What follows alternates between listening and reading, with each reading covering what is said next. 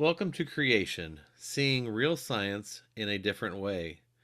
These episodes will share scientific truths and findings, the interpretation of which may be different than you have ever been exposed to before. Evolutionary theory has changed over the years. If evolution is based on science, then why has the theory of evolution changed? The answer to that question will be presented in these episodes. Science is continually learning fantastic new things about our Earth and our universe. These episodes will present you with many things to consider and think about. I hope you enjoy it as much as I do. Learning new ways of seeing the same science will be fun. Enjoy. Cro-Magnon, Neanderthals, Lucy, Homo erectus, the list goes on and on. Making sense of ape man claims this week on Creation Magazine Live.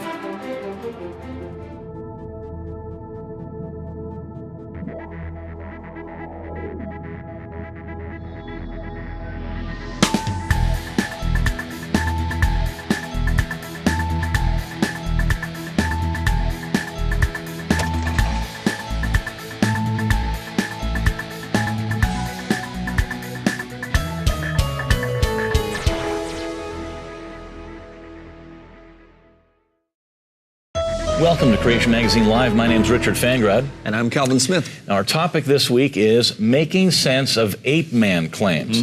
We've all heard a variety of names on the so-called scientific documentaries and seen supposed ape-to-man progression pictures on T-shirts and everywhere else, pushing the evolutionary idea that humans have come from a so-called ape man that lived in the past.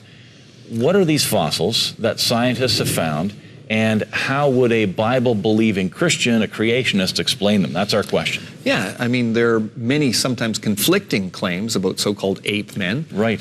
Fossil creatures alleged to be evidence for human evolution. And these hominids are supposed to be our ancestors, transitions linking us from our common ancestor of both apes and humans. Now, whenever there's new finds, whenever they're trumpeted in the media and etc. Many wonder how anyone could really deny that we evolved from ape-like ancestors. I mean, isn't each one of these new finds even more evidence of our evolutionary chain? That's the way people think. Yeah, well, the big picture is actually very different and encouraging for the biblical creationist. For many decades now, with few exceptions, a consistent pattern has emerged. It's as if each find sort of switches on more pixels in a grainy image, maybe sharpening but not changing the picture, which was always obvious in the outline anyway. All of the finds more or less naturally fall into two or only three major groups. Two of these, Neanderthal and Homo erectus, are similar anyways. Both are clearly human descendants of Adam. Right. And virtually all of the others, including the famous Lucy, are in the remaining group, which generates the most evolutionary excitement. Right. But it turns out to be an extinct non-human primate group, anatomically not between apes and humans. So future finds will almost certainly fall into one of these groups. So overviewing them here should equip us to more readily understand how the next such proclaimed human ancestor too will likely fit into this big picture consistent with biblical history. Right, well, let's get started. Looking at some ape-man candidates you've undoubtedly heard of. Let's start with Neanderthals. Artists' impression of Neanderthals have most often depicted some really primitive, subhuman ape man. However, the evidence that these were people that should even share our species name is mounting. Right. So artist renditions are gradually shifting toward a much more obviously human appearance. Right. Neanderthals had more robust skeletons than most people living today and bigger brain cases. However, everything about them is consistent with regarding them as post-flood, post-Babel descendants of Adam. Evolutionist Donald Johanson, discoverer of the famous Lucy fossil, co-writes of Darwin's defender and friend, biologist Thomas Huxley, in this way. From a collection of modern human skulls, Huxley was able to select a series with features leading by insensible gradations from an average modern specimen to the Neanderthal skull. In other words, it wasn't quantitatively different from present-day Homo sapiens. Okay. Now, Huxley didn't believe that Neanderthals evolved into modern humans, but that they were fully human. The standard evolutionary view is that they were not a direct ancestor of modern people, but rather a side branch. Huxley's skulls made perfect sense if one sees Neanderthal as simply a part of the range of the bony variation in the human family. Yeah, many things show that Neanderthals were truly human. To start, sequencing of their DNA clearly shows interbreeding with modern populations, particularly those from Eastern Europe or Eurasia. So Neanderthals can't be a separate species, despite evolutionary claims that they split off from the human lineage 500,000 years ago. Yeah. By the way, the evidence, this evidence has been a major blow to progressive or old Earth creationists' notions. Sure. Even the most ingenious manipulation of Adam's lineage can't stretch it to hundreds of thousands of years ago. Right. So because such creationists accept secular dating as their starting point, they must regard Neanderthals as pre-Adamic, soulless, non-humans, despite all of the archaeological evidences of their humanity. But DNA now makes this completely dead in the water, because they're having children together. It means that they must have been the same created kind as us. Exactly. Look at former Russian boxer Nikolai Valuev. He won several championships. He's the tallest and heaviest boxing champion in history at 2.1 meters, or 7'1", and 145 kilograms. Big guy. Which is about 320 pounds. Now, his robust appearance and DNA evidence reminds us that some of the genetic variation in humanity expressed in these tough, robust Neanderthals is still prominent in Eastern European populations in particular. And not just him.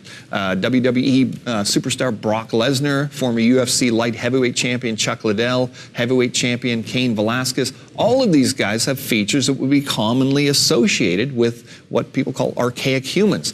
But they're as modern as you or I. Of course. And by the way, I'm not making fun of any of these guys here. Yeah. You know, many would say, they're handsome, rugged guys, etc. But one of the most accurate depictions of Neanderthals actually looks just like Chuck Norris. So anyway, Neanderthals were just people, not some ape-man ancestor, and we'll be back in a few minutes with more. Does the iconic Australian koala have its pouch upside down? This might sound like a silly question, but some biologists have claimed that the koala's downward-facing pouch would work better if it faced upwards. They argue that the koala pouch is only facing downwards because of its alleged evolutionary relationship to a wombat-like ancestor. However, koala pouches work extremely well in their current orientation. When koalas climb trees, as they must do to feed, their bellies rub against the bark. If the mother's pouch faced upwards, it would fill up with debris. Moreover, the rear opening has soft tissues and a ring of muscles that hold the young ones in. The pouch also secretes antimicrobial proteins to make it nice and clean just before it's due to carry a new young one. Thus, koala pouches are well designed, not poorly designed, as you would expect from the master designer. They do just what they were designed to do. To find out more from Creation Ministries International, visit our website, creation.com. Well, if you just tuned in, this week we're talking about making sense of ape-man claims. That's our topic here on the show this week. We just finished talking about why Neanderthals aren't considered ape-man ancestors anymore. But what about the Denisovians? Some of you may have heard that. What about them? Right. The Denisovians recently discovered from DNA in a tiny finger bone in Siberia and a second bone from Spain. Regarded as a sister group to Neanderthals, they too appear to have interbred with moderns, particularly Melanesians. So the highly respected Professor Clive Finlayson, he's a leading expert on ancient humans and director of the Gibraltar Museum, he's an evolutionist, says that the scientific community will have to accept that the Denisovians, like Neanderthals, were like us, Homo sapiens. So there's another one off the list. So what about Homo erectus? Okay, all right. Well, this group includes Java man, Peking man, and Turkana boy. A recent analysis from 5 skulls from a single erectus population in Dmanisi in Georgia, that's near Russia, shows that they had the total amount of variation found in the African fossils assigned to 3 separate Homo species, erectus, habilis, and rudolfensis. So humans. Humans, yeah. Yes, Finlayson mentioned earlier refers to these fossils and refers to the fossils and those of the most recent Neanderthal modern human era as all part of a single morphologically diverse species with a wide geographical range. So he suggests that, like Neanderthals, Homo erectus also probably interbred with moderns. In other words, all of these are just people. Okay, all right. Some creationists, with good cause, regard them as simply a variant of Neanderthals. Even many evolutionists lump these first two categories into the one category of archaic humans. Right. Humans, yes, but with some distinguishing bony features, prominent among these being the robusticity in their skulls. Paleoanthropological evidence from the Indonesian island of Flores indicates, to the surprise of evolutionists, that the erectus people must have had complex seafaring skills. Right. It's interesting. They were able to reach and hunt on an island that was only accessible across significant stretches of open ocean. It's hard to picture ape man doing that, right? Yeah, and research at the University of Georgia in the USA has suggested that their Arculian hand axe, this was a highly sophisticated hunting projectile. So in short, both of these subsets of archaic humans are simply post-Babel descendants of Adam and Noah. Okay, yeah, the common belief that this bony robusticity is an evolutionary stage prior to what they call the modern gracile anatomy is overturned by the find in Australia of gracile skulls dated as older than robust ones. However, the frequent association of robusticity with the early post-flood era has led some creationists to suggest that it is somehow genetically linked with the longevity, now also thought to be genetic, documented in the Bible, of course, in the pre-flood patriarchs. Right. But the key point to our topic here today is that their total humanity should no longer be in doubt. Right. In fact, some evolutionary paleoanthropologists, such as the University of Michigan's Milford Wolpuff, have long been saying that neither Neanderthals nor Erectus should be labeled as species separate from us. They should be just all be renamed Homo sapiens, and then just described as they are, either robust or gracile, but just as we see today in populations. Yeah. Professor Finlayson, the evolutionist mentioned earlier, also said regarding recent fossil and genetic evidence that we must abandon once and for all views of modern human superiority over archaic, or that's ancient, humans. The terms archaic and modern lose all meaning, as do concepts of modern humans, modern human replacement of all other lineages. So obviously, though the professor didn't mean to support Genesis history, he certainly does exactly that. Exactly. And we'll look into more of these ape man claims when we get back in just a moment. Fun. Looking for a single resource that totally destroys evolution? You need Evolution's Achilles Heels. Authored by 9 PhD scientists, the Evolution's Achilles Heels project involved examining areas evolutionists feel are their scientific strengths, such as natural selection, genetics and DNA, the fossil record, and radiometric dating. Discover how these areas and others are actually massive scientific weaknesses for evolution. Get Evolution's Achilles Heels, the Evolution Master Blaster. Order your copy at creation.com. Welcome back. On this week's episode, we're talking about making sense of ape man claims. Right. Now, the next and final group we'll see are definitely non-human. Though if we saw them today, we'd probably call them something like apes. But their anatomy was actually substantially different from both modern apes and humans, and definitely not, as will become clear, in between the two. They're not a in-between phase. Okay, well, the next category we're referring to is the Australopithecines. This includes virtually all of the rest of the alleged ape-man specimens in recent times. It incorporates the Australopithecines from the genus Australopithecus, for example, the famous Lucy or Australopithecus afarensis. Which means, by the way, southern ape, which is a tip there. Little hint, yeah. It also includes the Twang skull and Mr. and Mrs. Please find, all what they call Australopithecus africanus. Also, Nutcracker Man or Australopithecus paranthropus. And if you've taken a course in anthropology, these names will be familiar to you. If you haven't, they might pop up in documentaries or museum exhibits that you might see. Right. Now, here's why the Australopiths don't qualify as human ancestors. like many of them, like Lucy, are of course claimed to be. Right. One, their limb bones were highly suited to life in the trees, not to the open savanna as textbooks depict. So curved hand and foot bones, long arms, indicate this. Two, as evidenced by CAT scans of the fossil skulls, which show the orientation of the organ of balance, they did not walk habitually upright in the human manner. Lucy's kin have also been shown to have had a locking wrist mechanism, which is typical of knuckle walkers, right? Okay. Yes, the upright walking claims are largely based on a set of bipedal footprints in volcanic ash, the famous Laetoli prints. But as Dr. Russell Tuttle from the University of Chicago showed, they're indistinguishable from the prints of modern humans who walk habitually barefoot. Right. The only reason they were assigned to Lucy and her kin is because the dating of the ash is more than 3 million years, and modern humans are not supposed to have been around that early. So by the circularity, that's quite common in evolutionary reasoning, the prints have to be made by the ancestors of humans, which then shows that the ancestors of humans walked upright. So go figure. Yeah. So. Now, number three, third reason why they weren't intermediates is, most importantly, these creatures were overall not anatomically intermediate between humans and apes. This is based on a detailed, objective, computerized analysis of multiple coordinates on their bony skeletons by a team led by the distinguished evolutionary anatomist Charles Oxnard, recipient of the Charles R. Darwin Award for Lifetime Achievement in Physical Anthropology.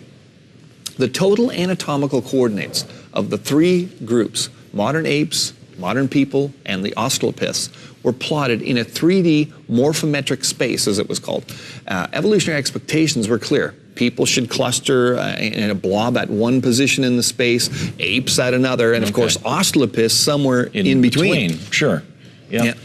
But the Oxnard team found something quite different. Mm-hmm. The anatomy of this extinct group of primates was overall further from apes and people than those two groups were from each other. They did not walk upright, but had a unique rolling locomotion.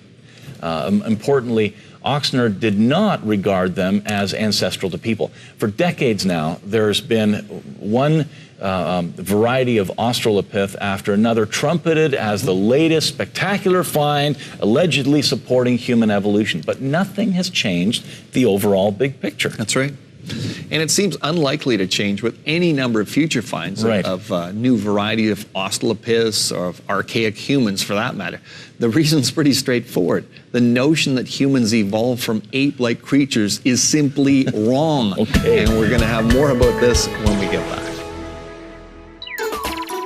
Helium gas is renowned for its ability to diffuse through materials quickly. Why is it then that we find an abundance of helium in certain rock crystals, that it has not managed to escape from them? This has significant implications for the dating of rocks using radioactive decay. That's because helium is formed when some radioisotopes decay, and therefore lots of helium suggests lots of decay has occurred. Moreover, if lots of decay has occurred, it also suggests that the rock is very old. However, nuclear physicist Dr. Russell Humphreys realized that lots of helium trapped in the rock crystals that had not had time to diffuse out means that the rocks were actually young. Dr. Humphreys concluded that nuclear decay rates must have been dramatically faster in the recent past, and that is why rocks that are actually only thousands of years old are commonly wrongly dated using radioisotope decay as millions or billions of years old. To find out more from Creation Ministries International, visit our website, creation.com.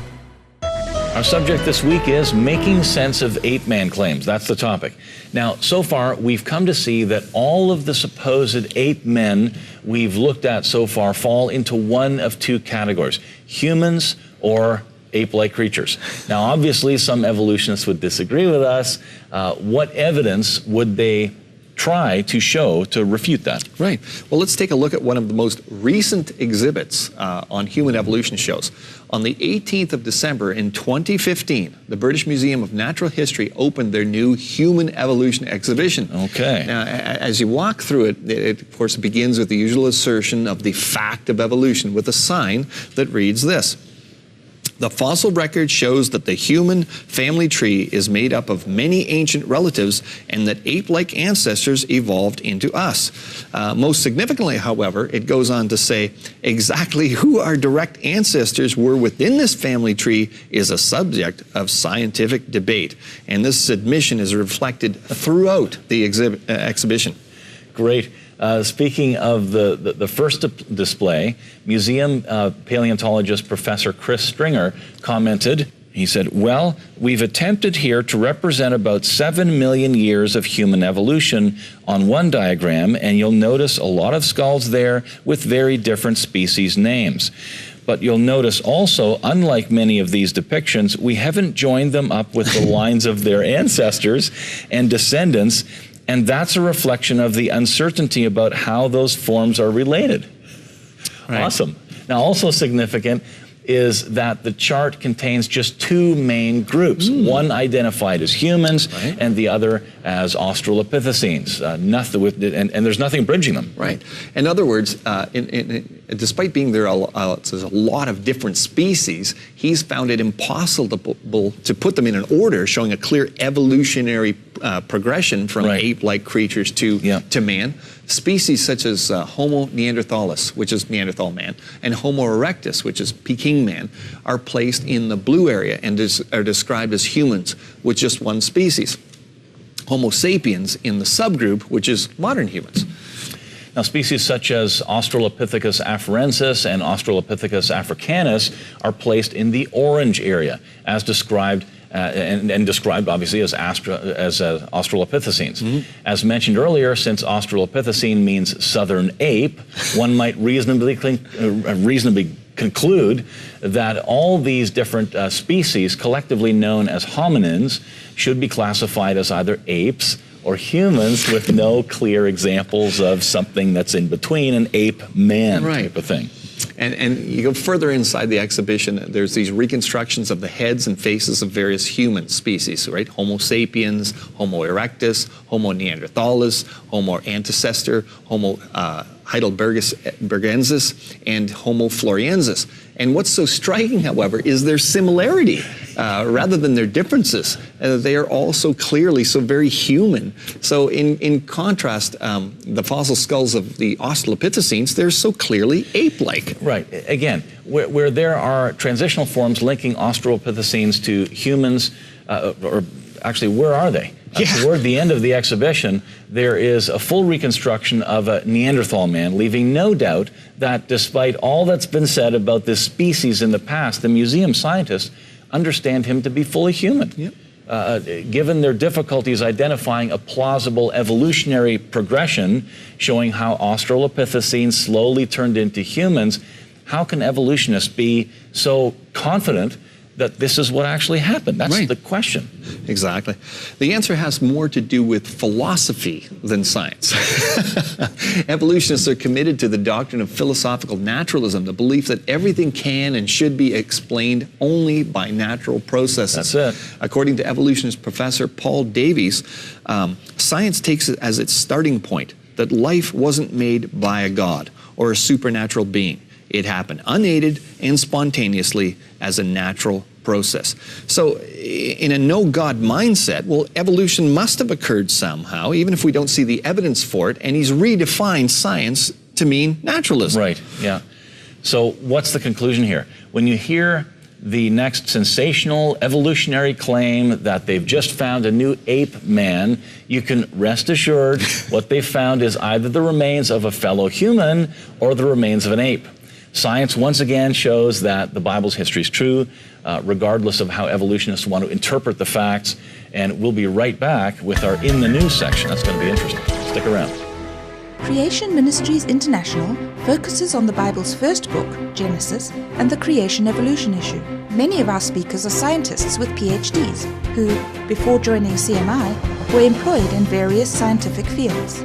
Creation Ministries speakers go to churches, equipping and encouraging people with the message of the truth and authority of the Bible and its relevance to the real world. To locate upcoming CMI events or inquire about booking a speaker into your church, visit creation.com. Okay, welcome back. In the News, as we wrap things up here, here's something It's often science things written in the news about dinosaurs and fossils and evolution. That Always kind an of thing. evolutionary explanation. Always an evolutionary packaging that we get it delivered to us in. This is called "These Dinosaurs Like to Get Their Feet Wet." Very interesting. Paleontologists have found what they believe is the biggest dinosaur site in Scotland, one that indicates hundreds of huge footprints of plant-eating sauropods dating to around 170 million years ago. The discovery on the Isle of Skye, on the footprints there and the handprints, is helping provide fresh insight into the huge long-necked animals which were the biggest of the dinosaurs. The land mammals that fed on plants. This discovery offers the strongest proof yet that they weren't afraid to occasionally dip their toes into the water. That's the report here. You know what's so funny is when I was a kid, they'd always depict the sauropods in water. Remember that? They'd always, because they said they were so big, Years they ago, need water to support they can't them. stand on land. So what is it talking about here? Anyway, Tom Challis, who took part in the discovery that was detailed in a study Tuesday in the Scottish Journal of Geology, said in a statement, "It's exhilarating to make such a discovery and being able to study it in detail. But the best thing is only the tip of the iceberg. I'm certain Skye will keep yielding great sites and specimens for years to come." Okay, so they found all these things. Continuing here, scientists had gone to Isle of Skye in April on one of their annual fossils trips and stumbled upon the footprints by chance. Heading back from a long day of fossil digging on the island's isolated far northeast, the team led by Steve Brusette noticed depressions, some as big as 27 inches in diameter, in the rocks and quickly realized they'd found something significant. As we were walking back to the cars, we noticed a big depression in the rock, this platform of rock that juts out into the Atlantic. It kind of looks like a pothole. And so they just go on to describe how they, realized pretty quickly that these footprints were from sauropods and such. Now, as you go on, and we can look at some of the other things later here, first of all, let's think about it. We've got hundreds and hundreds and hundreds of dinosaur tracks. That's unusual.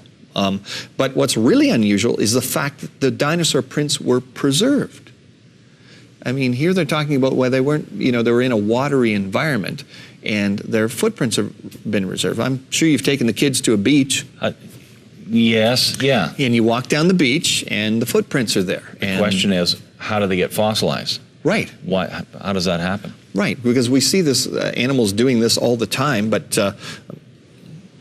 they don't get preserved. The water comes in, the water comes out, the footprints are gone. So how come there's all these hundreds of footprints and how come they're preserved? Anyway, together with the animal tracks recent in other parts of the world, the Skye tracks reveal that sauropods spent lots of time in coastal areas and shallow water. This is something I notice all the time. Okay. Whenever I see these types of claims, is that, supposedly this was an inland sea millions of years ago, i.e. there was water in the area. That's how the fossils get made, etc. Right.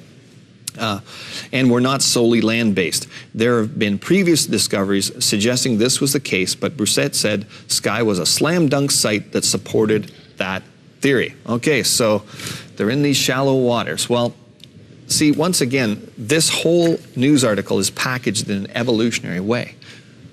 But it actually fits with biblical history.